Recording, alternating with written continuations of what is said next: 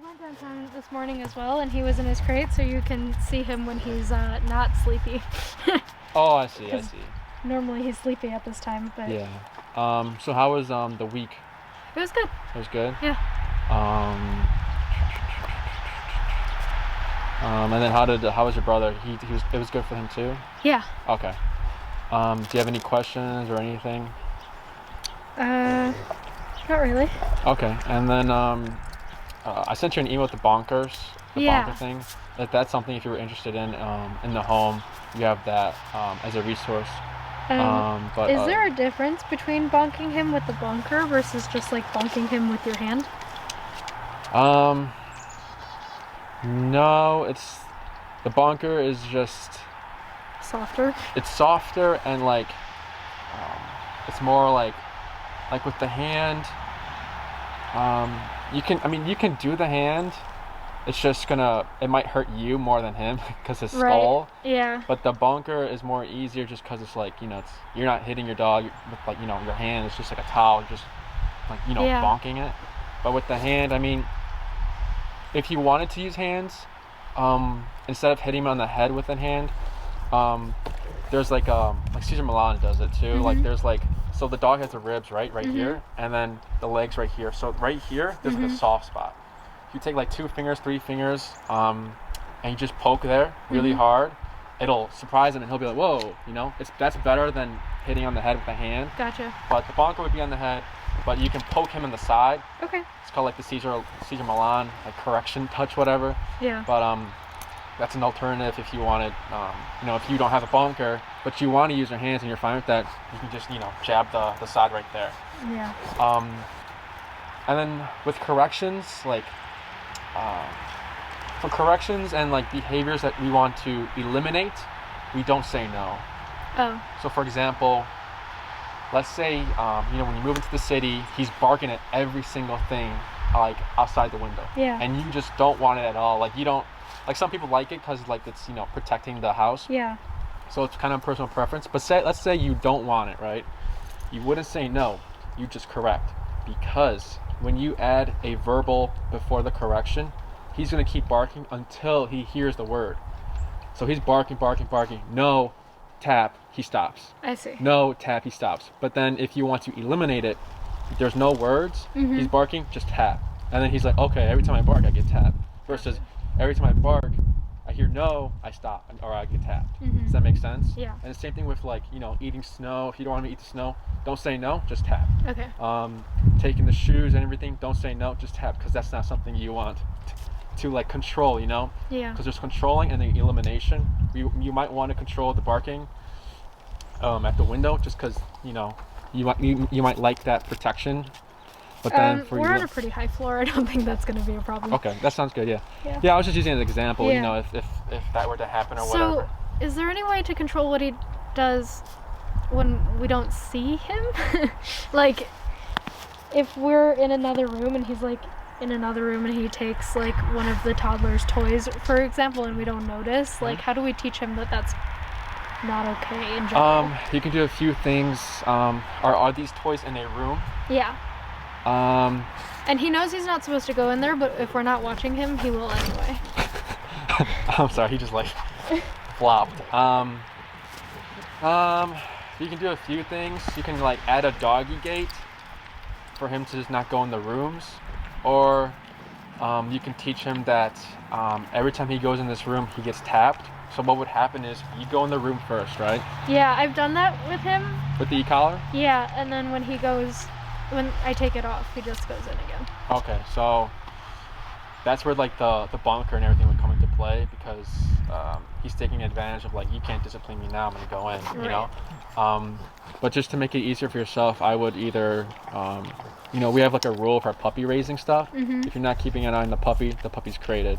If you're keeping an eye on the puppy, you're doing something with the puppy, so the puppy can't do anything wrong. Right. And potting and everything like that comes into play. And what age does that go up to?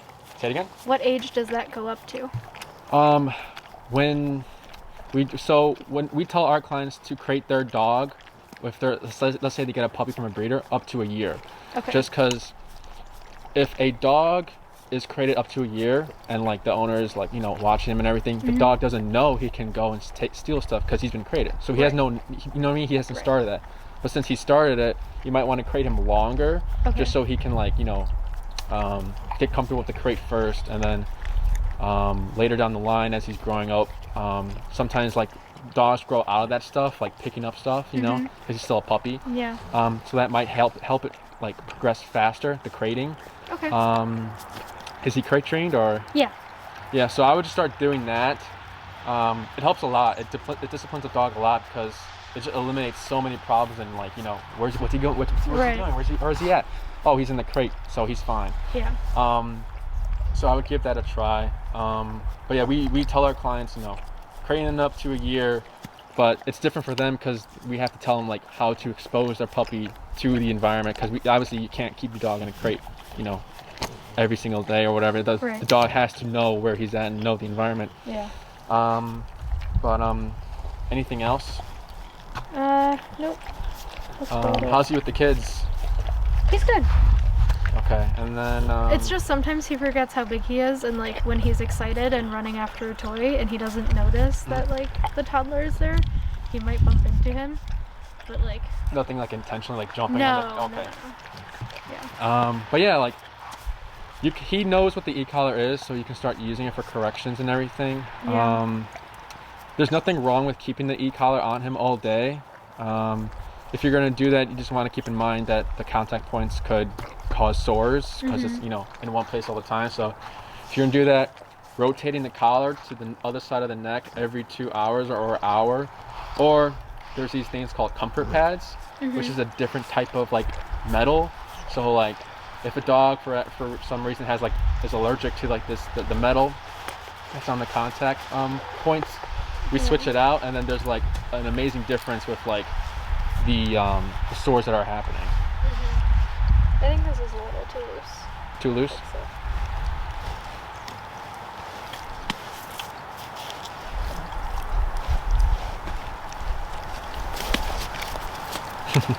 Hi.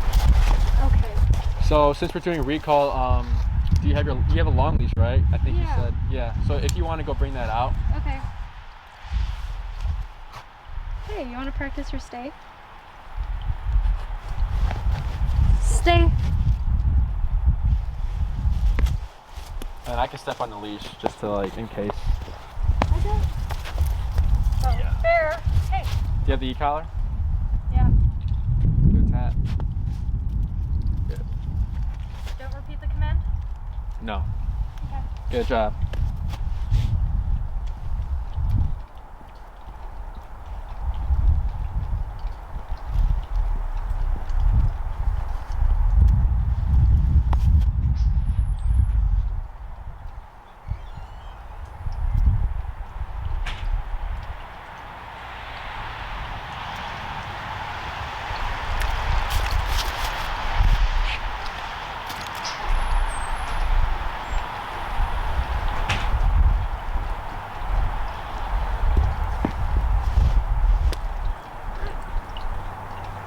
Normally when we practice stay, I'll have him sit and then I'll walk around. Oh, that's cool, yeah.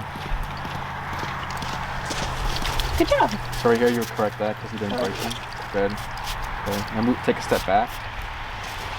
Good. And here. And if he gets up, correct. So right here, tap. Good. And then release whenever you're ready.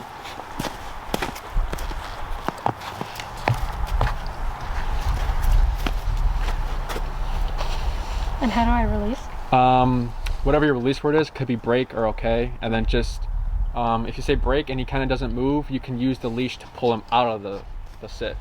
Break. And then just pull him. Kind of like. Break. Good boy. Good boy. But yeah, the stay was good. You can, so when he's in stay and you want to release him, it'd be break, and then he can do whatever he wants, or you know, into a heel or whatever. Yeah. And then for this exercise, we're gonna keep both leashes on. Oh, okay. No worries.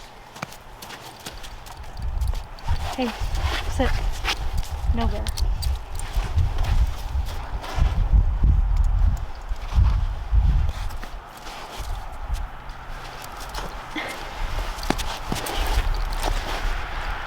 Stop it.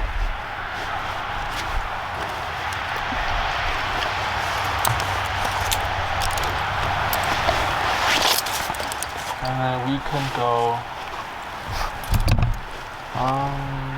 We could do it here just because we just really need like a long path. Okay. Because I don't want to like get the leash all like covered in snow and everything, you know.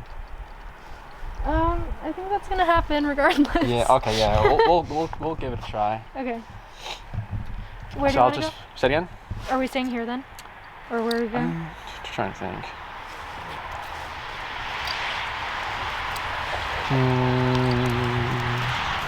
Let's go ahead and we'll just stay here for now and see how it goes. Okay. So for recall, just a few things. So you hold the remote in your right hand, right? Yeah. Okay, so you can go ahead and let the long leash all go, like unravel it, and then get the handle.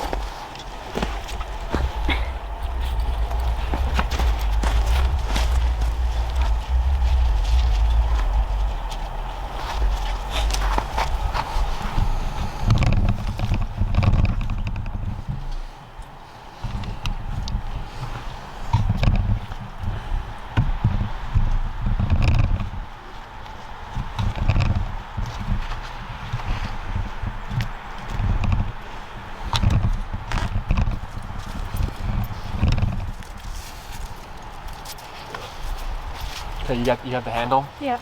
All right, so the reason why you have two leashes is to create separation. Because as we practice this, he's gonna really want to stick with you since he's like, you're gonna call me every time, so I'm not. Why would I go to Enrique? It's a two-person exercise, so I'll play into it. Okay.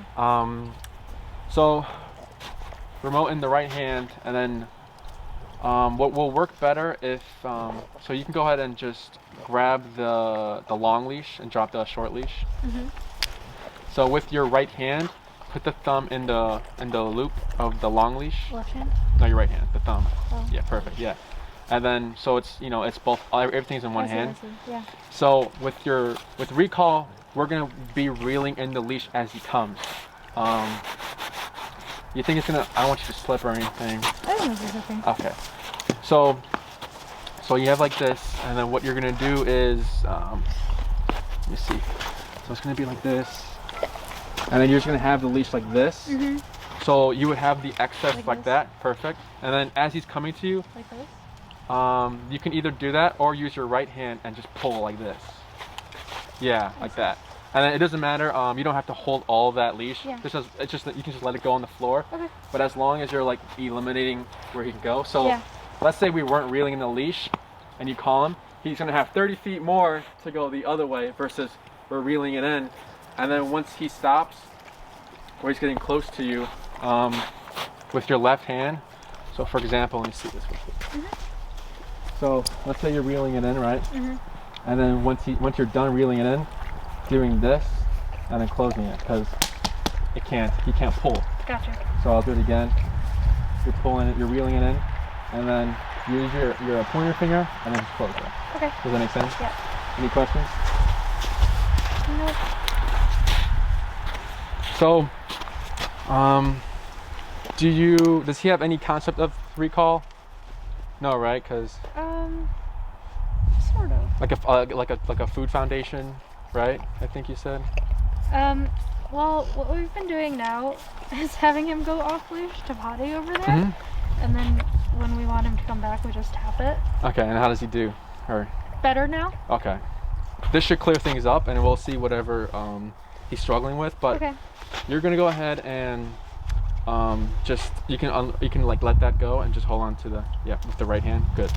So you can go as far as you can until the leash stops.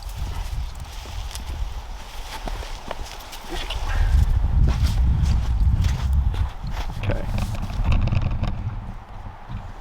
Okay. He also does this thing where he tries to hold the leash in his mouth.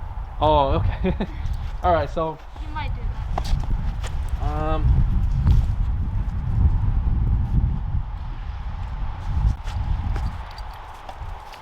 So pull a little bit, So you feel that tension, right? Yeah. So we're not gonna say any words or anything.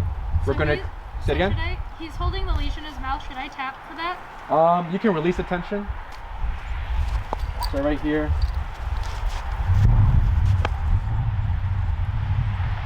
You can tap. Tap. Tap. Tap. What's your number? 50. Go to 60. Tap. Good. Alright. Let's see. Tap. Tap. Tap. Tap. Tap. Okay, good. So what we're going to be doing is creating like the foundation of our recall. So after we've created like a habit of this, like conditioning something, you know, then we will title it. So we're not going to use any words right now. What you're simply going to do is tap. Good. You're going to pair this tension. So you're going to give tension again, and then you're going to pair it with a tap.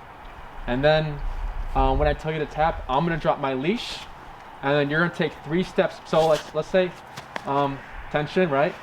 Tap, tap, and then once he starts coming, 1 step, 2 step, 3 steps. So 3 to 4 steps back to draw him in, and then at the same time you're going to be reeling in your leash. Okay. If he for some reason stops, keep moving back and tapping. Okay. Any questions? Nope. So tension, good, and then tap, tap, tap, good. Take 3 steps back. Good, then hold. Wait a moment, and then praise. Good, and we'll repeat again.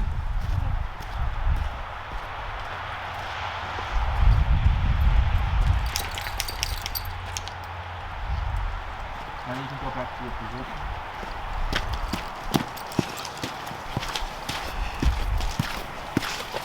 Okay, now with the tension, tap, tap, tap, tap, tap, keep going, tap, good.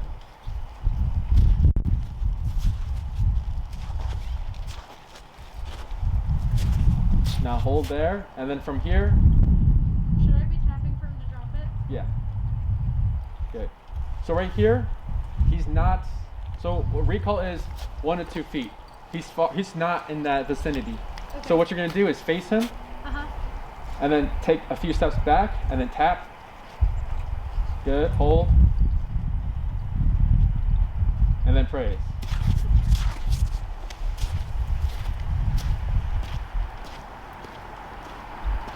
Good. He's like a Labrador too, like. Yeah. He's done that since he was a puppy. So tap, tap, tap. He's clicking on it. Tap, good.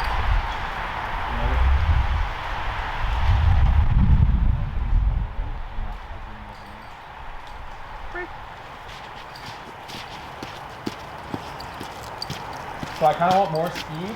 So what we're going to change is the tension, right? Once you start tapping, you're going to give a little pull to make him come to you. Okay. So go ahead and give tension, and then pull and then tap. Good.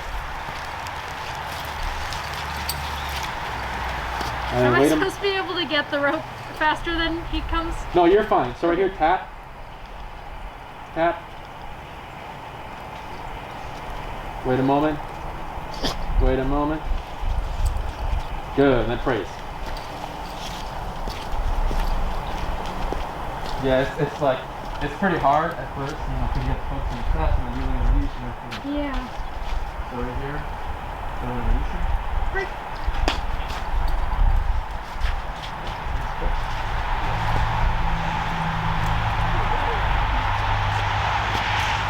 He's big, but he's still a puppy and he's really clumsy. Oh yeah. So same thing. Tension, tap.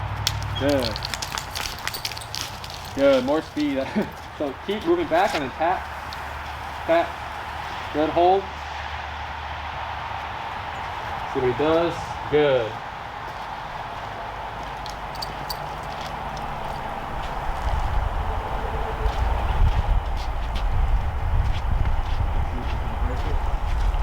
Move back. Hold.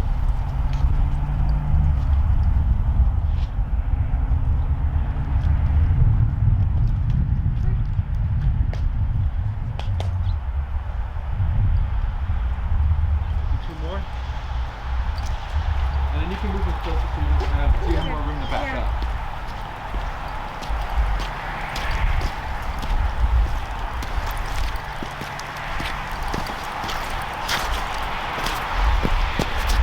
Whenever you're ready. It's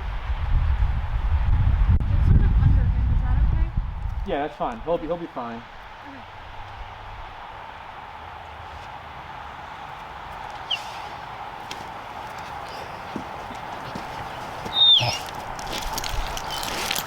Good.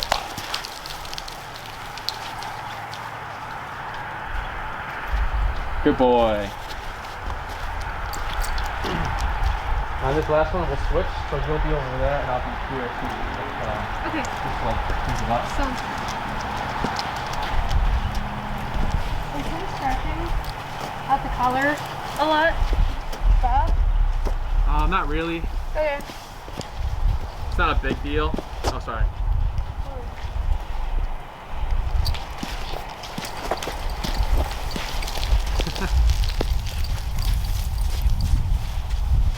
Good. So face him. Oh no, good. Good. Did you tap there? No. Okay, good. Good. Let's do one more. And then you can stay here. Okay. And then release him. So right here. Break. Okay, good.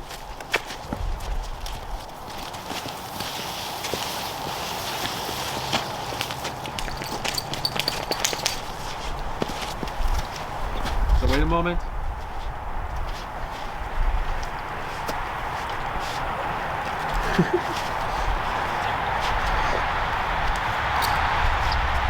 Wait. Okay, whenever you're ready.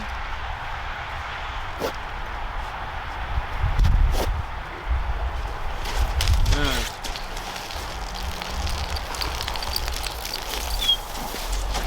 Hold. Good. So good.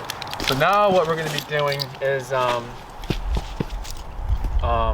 we'll give him a little break actually right here. So the whole backing up, Yeah.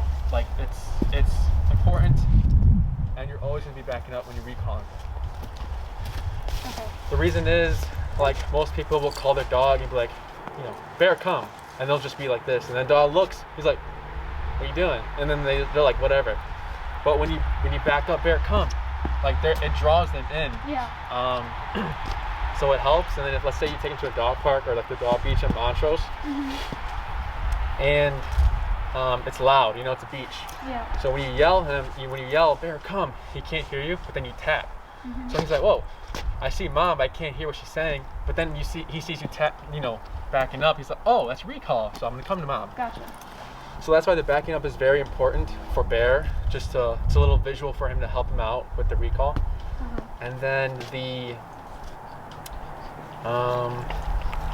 so if Bear were to come to you, right, but then he passes, what you would do, like I told you earlier, is to face him and then repeat it again. Tap, tap, tap. Not the any words or anything, but just like the tapping and backing away and reeling in your leash. What else? So that's why the backing up is important.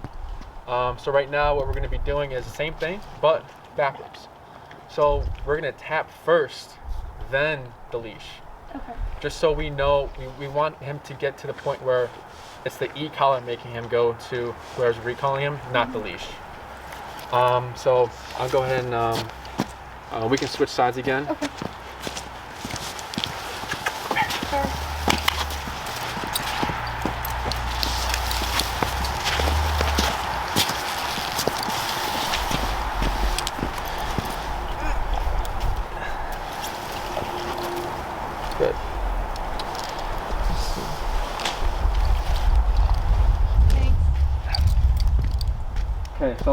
slap. Give a tap. See that? Good, good.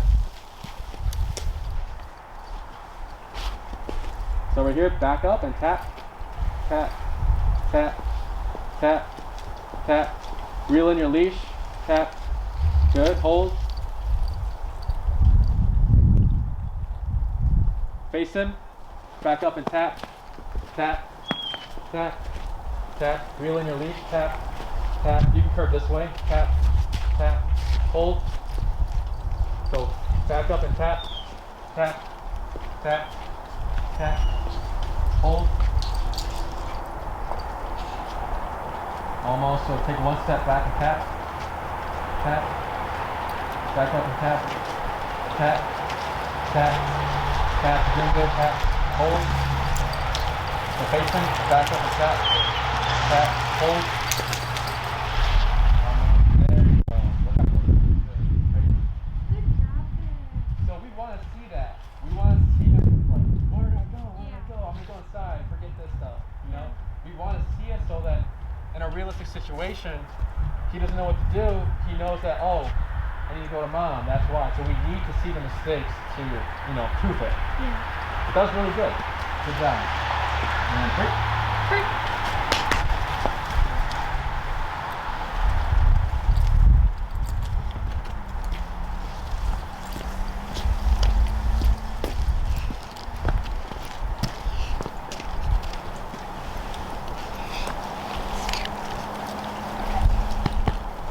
Whenever you're ready.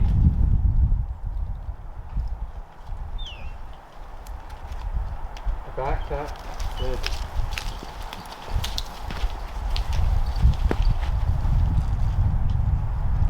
Good boy. Good boy there. Good. 3 more.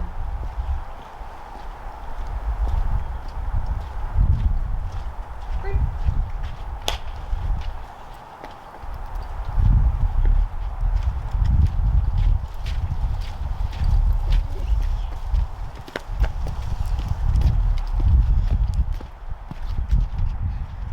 So get that slap.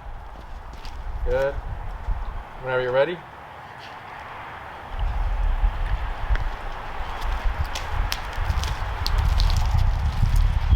Good, good, good.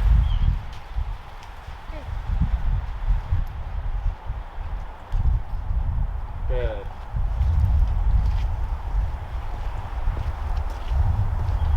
Two more.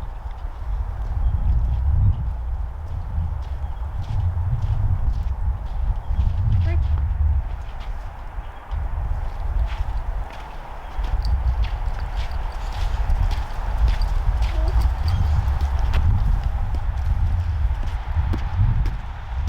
I'm gonna bring him a little more closer over here.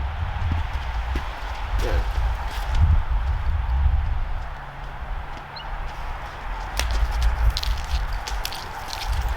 Good. Tap, move back, tap, good. Hold.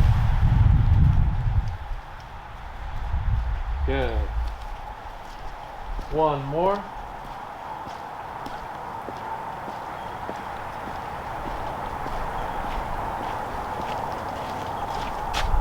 Break.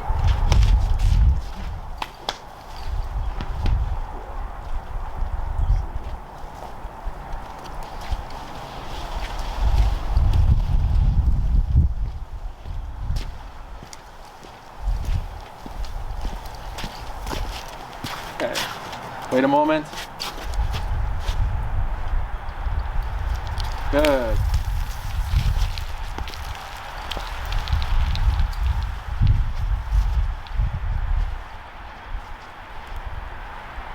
Good job. Good boy there. Do you have any questions or anything? No. Okay. I just well, have to remember to start backing up. Oh quicker. yeah. Well, you're doing good. He's doing good too. What was I about to say? So we'll give him a little break here. When you're practicing this, like this whole setup we have is kind of unrealistic because it's like, you know, 2 people, 2 leashes. It's not, you know, it's not how the world works with recall. Yeah. But what we're doing here is just setting him up for the realistic situations or scenarios.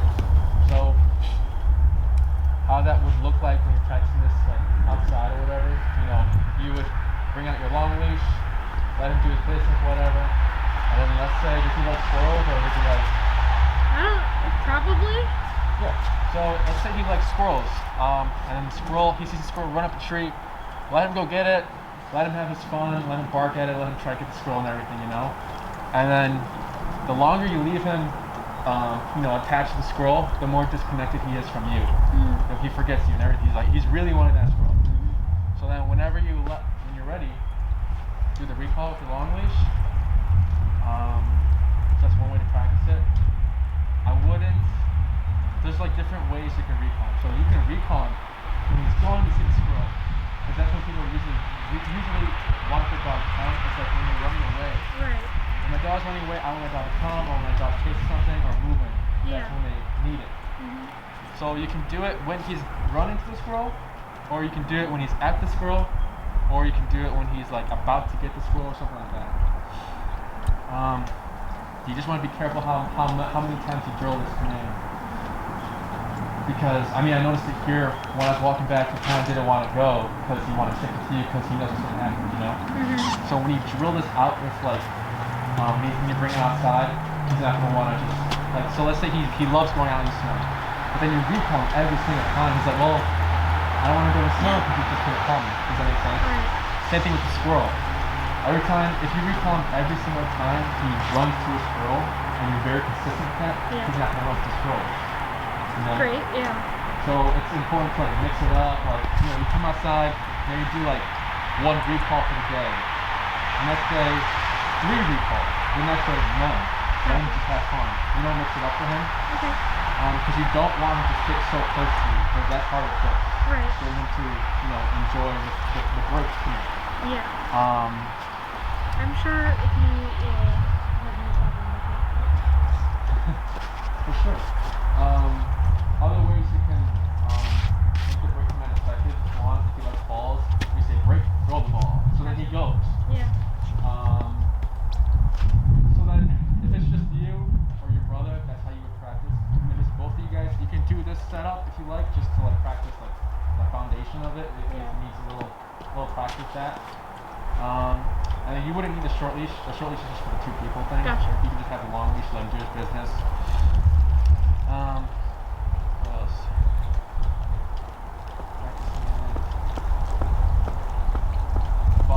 But as much so since you have this open space, you have an advantage.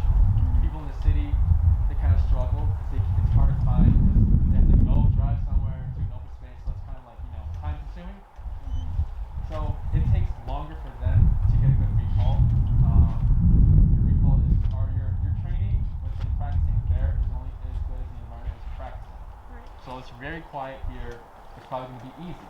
Let's say you go to a park downtown or in the city, like Oz Park for example. It's pretty loud. There's a lot of stuff going on.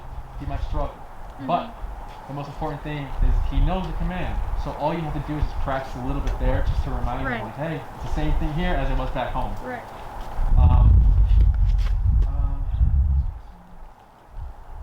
So what I was trying to say is that if you practice a lot, it's going to be good. The environment you're in. So for example, Jesse was telling me that one of his clients lived on the lake front, I believe, and there was this patch of grass that geese would just take over. Yeah. And he had a dog that loved and was obsessed with geese.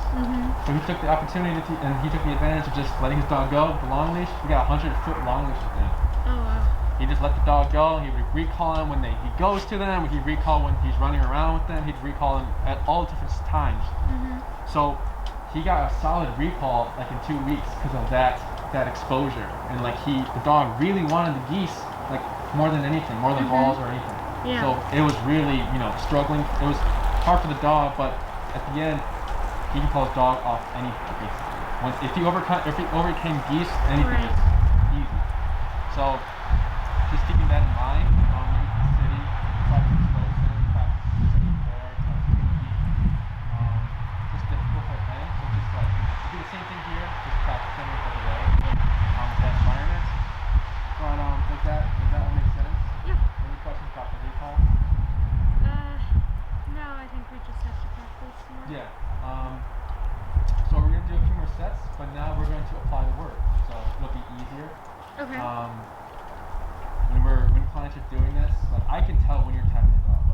as you're doing this, they can't tell because then you're tapping but you can't say anything. So when you add the word bear come or bear here, whatever you're going to use, the other guy or whoever's like, let's say your brother, if he's handling, he knows when to let go of the leash, so it's not confusing. What would you like to use? Bear come or bear here or Come. here? Bear come? Yeah. Okay. So We use come and come here. here? Okay.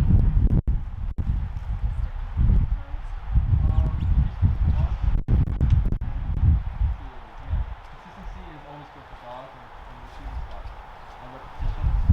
So whatever words you use, just stick with it. You can do a recall here if you like. With the word or no? So you're gonna say bear come Uh-huh. and then tap always. Bear And I'll come. explain that later. Tap. Okay. Good. Hold.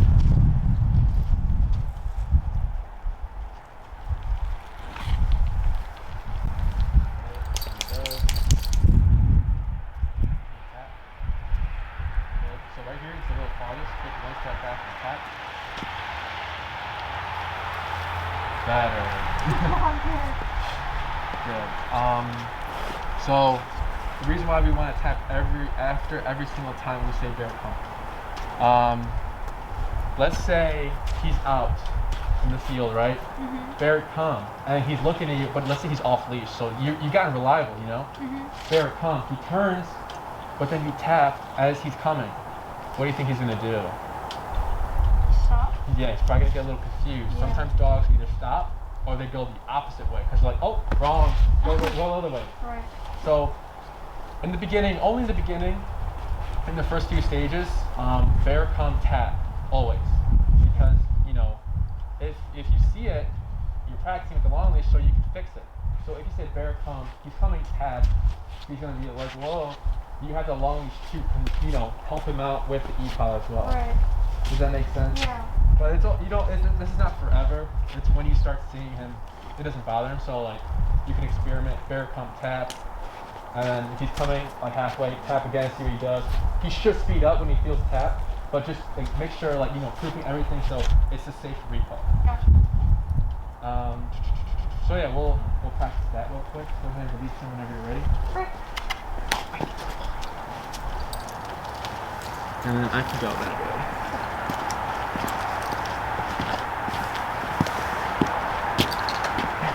You see that? He's kind of like, before he was like all obsessed with me and like walking with me.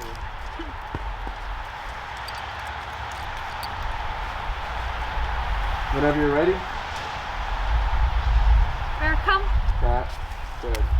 Tap, good.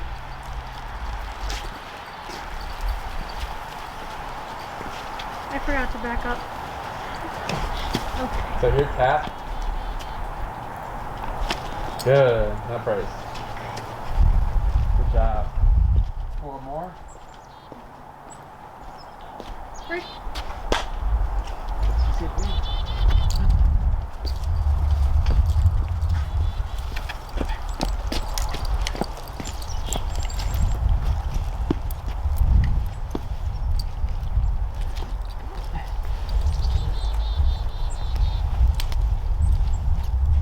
Bear come. Good.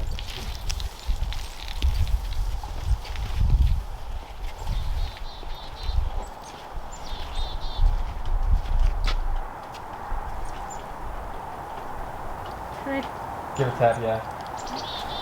Yeah, so the sitting, I think I forgot to explain that. Yeah. The sitting is part of the recall. Okay. Like the heel, it's not a sit, so he's not in the sit command, he's in the recall command, it's the come. If he's really down like that, like, oh, what's this? Like, you can tap. Okay. Yeah, I think I forgot. And then you ready? Right.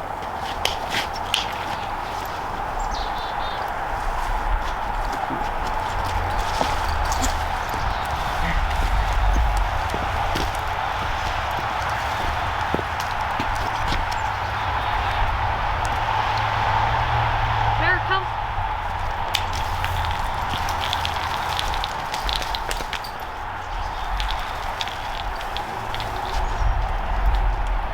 Good.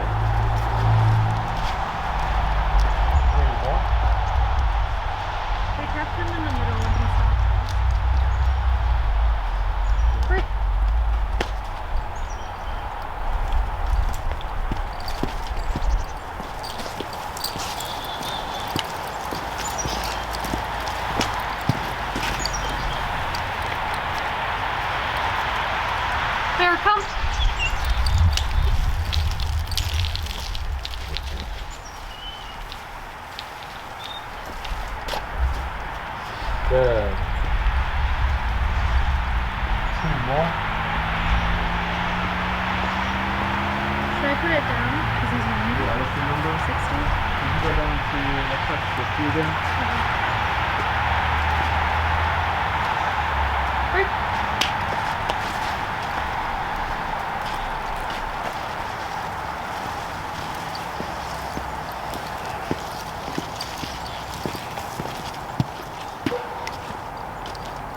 Wait. Good. There, come.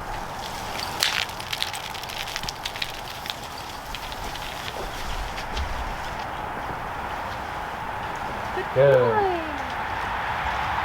And last one. Break. Break.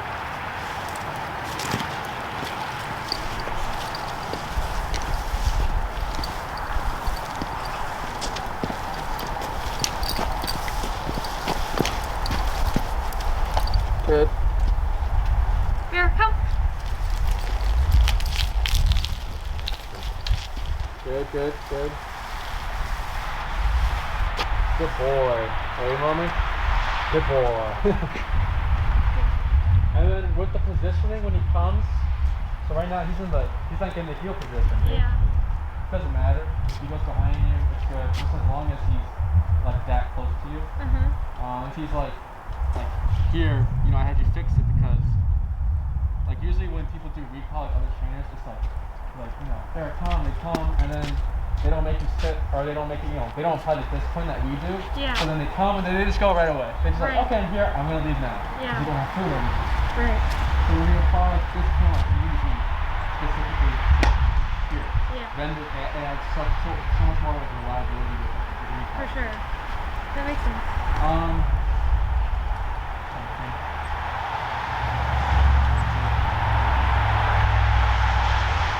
So, do you have any questions about the recall or anything? No. So, we've been low at we're at 50 right now. So, when any emergency, so I'll always a few examples that have gone through. Guy was out with his dog. He was already done training Jesse. There's a coyote. His dog took off. You have to think about what the dog is thinking. So fireworks, if the dog is running, it's because of fear. He's like, I'm out of here, I need to survive. With the coyote, it could be Was he running towards the coyote or away from the coyote? The dog saw the coyote and just took off for the coyote. Okay. So that was like prey. He was Yeah. like, you know, either territorial or prey or whatever. He wanted that coyote. Yeah. So with the e-collar, it allows you to override whatever he's thinking. Yeah. So you can override fear and drive. Yeah. So whenever bear is in that mode of fear or drive, you have to override it. So the 60 and 50 won't work. You're gonna have to go to 127 and like stop him from thinking. So when he went for the coyote 127, he held continuous because he was scared. He didn't want the dog to like look in the fall or something, his dogs and everything. Yeah. He didn't want that to happen, so 127 he held continuous. Dog like leaped in the air and screamed and then just 180 back to the other right. Same thing with the girl with the fireworks. The dog took off 127. I don't think she did continuous. She had a lot. Leaped in the air, woo, and then 180 back to the owner. So just think about in certain situations that sometimes the 50 to 60 are too low for like fear and drive. Yeah. And the 127 isn't gonna like hurt him like permanently, right? No. Okay. In fact, we tell our clients back. So you don't have to do it consistently or whatever. But one day he's out there. You can only do this type of recall once, the 127 recall, because you need to know what is he going to do with 127. Sometimes when dogs feel that much power, like, no, they just run away. So if he does that, you're in a situation with the long range from e-collar. So he's out there, 127, tap, tap, tap, doing 3 taps. See what he does? If he's struggling, then he's running away. Use the release of pulling him, and then keep it on 127 to bring it back. Just so he knows that when I feel this extreme amount of power,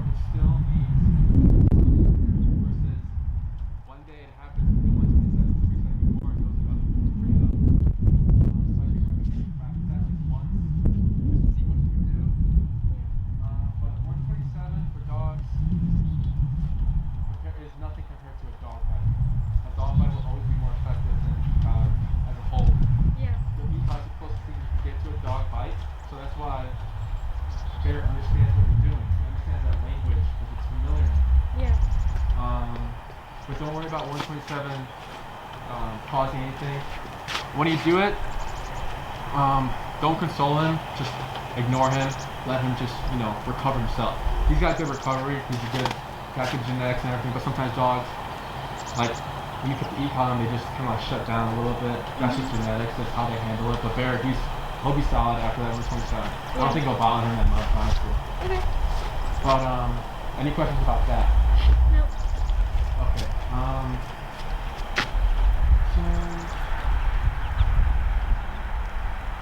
So if he comes to you and he lays down, that's not recall.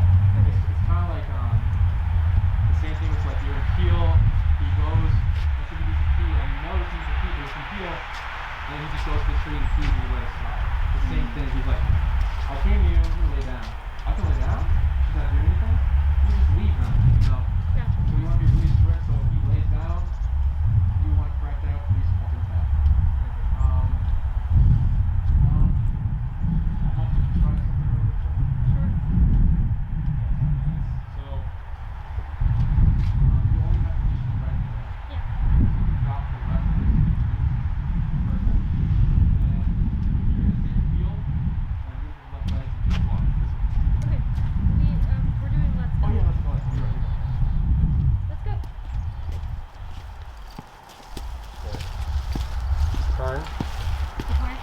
Back that way. Good. Now do a sharp 180, like to me. Good. Keep coming. Good. Tap. Tap. Good. Slow down. Another 180 that way. Good. Tap. Tap. Good. Suddenly stop. Good. Now turn and walk to me. Tap. Tap. Good. Slow down. Turn. Good. Speed up. Tap, tap, tap, tap, tap. Turn. Tap, tap. Good. He's coming. Slow. Slower. Slow to a stop. Good. That is what you would be practicing if you wanted off-leash recall. Gotcha. Keep pressing that long leash just like that. Okay. So right now, if you look at your setup, where does the leash go? It's going behind you, right? Yeah. So the reason why we want the leash behind us is because if we have it in front like this, his peripherals see the leash. So he recognizes, oh, I'm on the leash, I gotta walk. But now since it's behind us, doesn't see it, so he's like, there's no leash. What if I just go, no, psych, it's like we still have the leash on. Yeah. So if you wanted to practice like your off leash, that would be it. Okay. Keep drilling out this long leash. The long leash phase is very important because you're giving him 30 feet to make mistakes. Yeah. And you want to see the mistakes. Maybe like when you're walking by, I'm like, hey Bear, Bear, or like your brother or your kids are out here with you got the long leash on. So when there's these distractions present, you can correct them as needed. So when you go to the city, it's no big deal. Yeah. Obviously the city's a loud place, so it might be a very cause distractions. What else? There are a lot of parks near where we're gonna be, so we can practice there. That's good. What's the town? It's like River North. River North? Yeah. Okay. I don't live in the city. Or like so Lakeshore East. Okay. It's basically by Navy Pier. Oh, okay. Yeah. That's or like by Maggie Daly Park. Yeah, Park, I think Grant Park's right there too. Yeah, that. So you got that whole. Yeah. You got all that space. So that's really good. Yeah. So that's how you would practice it. You can take him out on the snow, on the pavement. He kind of sees the path, so it's easier. On the snow, it might be more difficult because he's like, where's the path? It's like right here on my left leg. Right. One thing I forgot for recall. So there's a moment where you're like, it was kind of like tangled up, and you're like, could you untangle it? Which is good. Safety first, obviously. If it's really tangled up really well, you want to unravel that. But if it's like around the leg once, continue recall, because let's say he's tangled or he gets tangled up on the way to you, right? Yeah. He's gonna probably stop and be like, what's this on my leg? And then you want to continue. Right. Keep backing up the tap, because then he's gonna be like, all right, well, I still gotta go. Yeah. So in a realistic situation, if he's coming to you and he hears something, it's like the leash on the leg versus like a squirrel running by is the same thing, because it's a distraction. Yeah.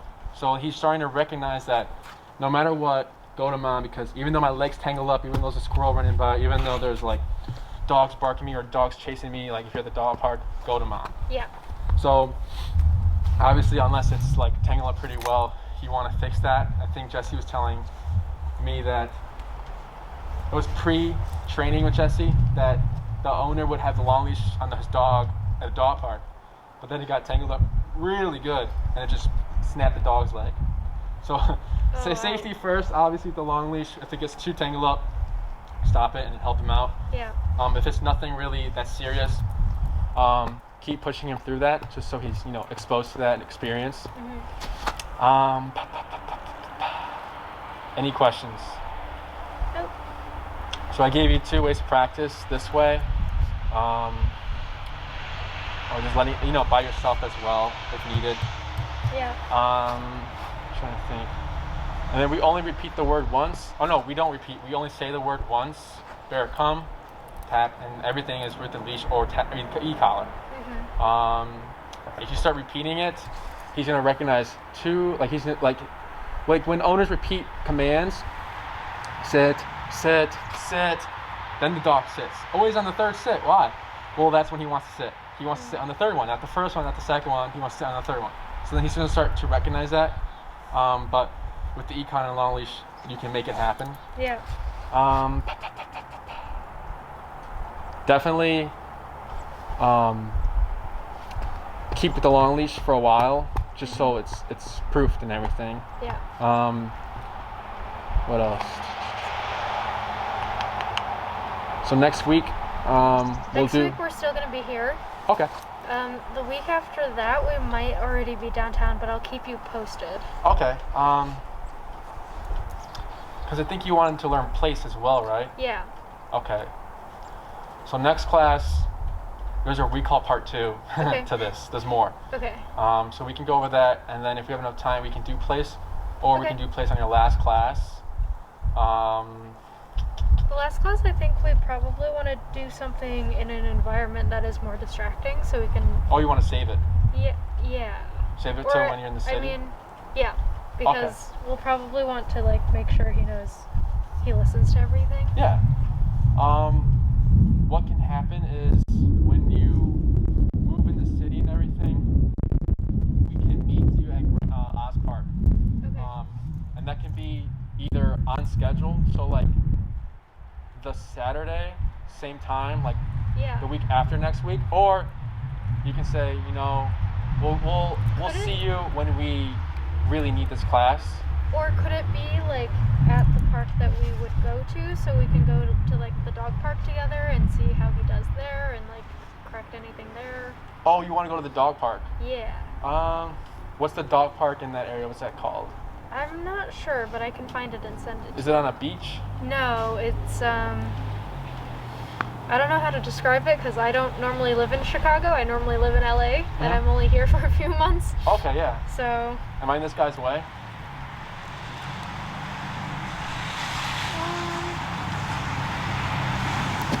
You go. Do you want to hold he'll there? Go that way.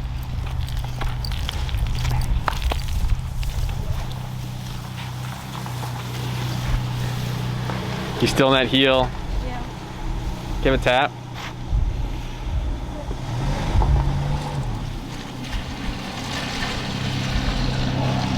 Tap.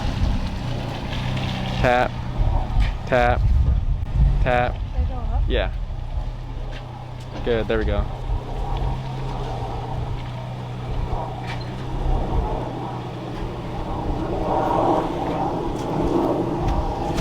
Thank you.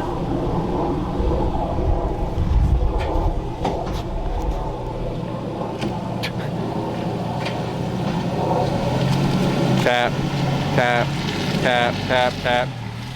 So right here, walk this way, and then tap, tap, tap, tap, tap, and stop. Good.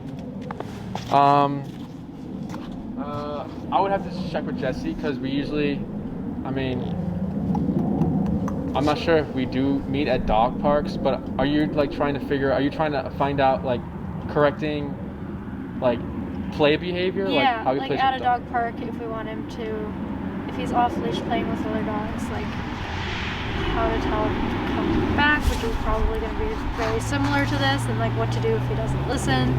Okay. Or basically the last lesson, just making him a city dog instead of I see. this.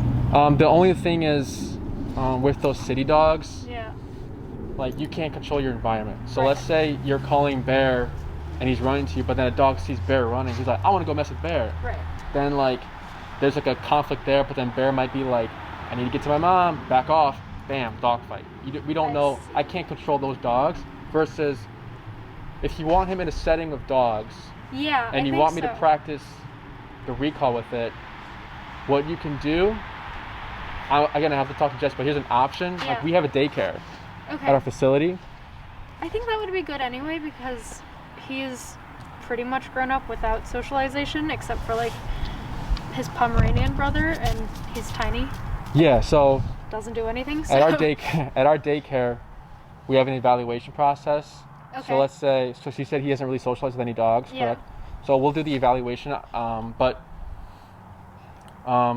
since we know that, because the evaluation is basically for us, so we know the dog, because sometimes there's strange new dogs we don't really know, so we got to feel them out for these 3 days. But since we know Bear, we might be able to skip the evaluation and then start socializing him right away. But it's better. It's better for you to do that because we know the dogs. We can control the dogs, and if anything happens, there's handlers there who know dog behavior, who know how to fix things and address and recognize these things. So daycare would be a good option for him just because it's a controlled environment with dogs that we know and dogs that we know that wouldn't be, I guess, or dogs that would be a good fit for Bear. Yeah, I mean, I'll talk to my brother about it, but I think that him having him going there maybe once a week would be good for him. Oh yeah, just him learning how to deal with other dogs. For sure, we had we deal a lot with dogs who, we had this one dog, a doodle, who got attacked, and then he didn't like any dogs. He's like, you know what, it affected him. He kept attacking other dogs when they got close. So he got attacked when he was a puppy. Yeah. Yeah, I think. Oh yeah, I think I saw in your consultation. But he was fine, right? He recovered. Yeah, 3 days later he was fine. And this dog did not. He has really bad recovery, so we drilled him. We kept exposing him to dogs in the safe way, obviously. And then one day, he did the little play bow, wagged his tail, and he started playing. Aww. And the owner said he hasn't seen him play in years. So with the structure we apply to these play groups and the socialization and what we can recognize, it helps dogs a lot versus going to a dog park with all these random dogs, overwhelming him. Right. Because that's what the facilities and daycare struggle with. Yeah. There's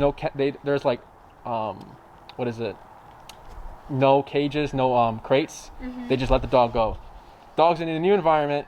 All these dogs in their face. These people he doesn't know. He's stressed. He doesn't like it. Bam, bite. Get away from me. Bam, bite. Versus having a process with no socialization on the first day. Yeah. No socialization on the second day. Third day, he's more acclimated. Yeah. Then he can meet dogs. Right. So that's how we run our daycare. Actually, I have.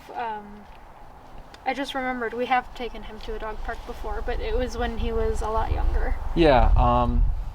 I'm pretty sure Jesse told me dogs change.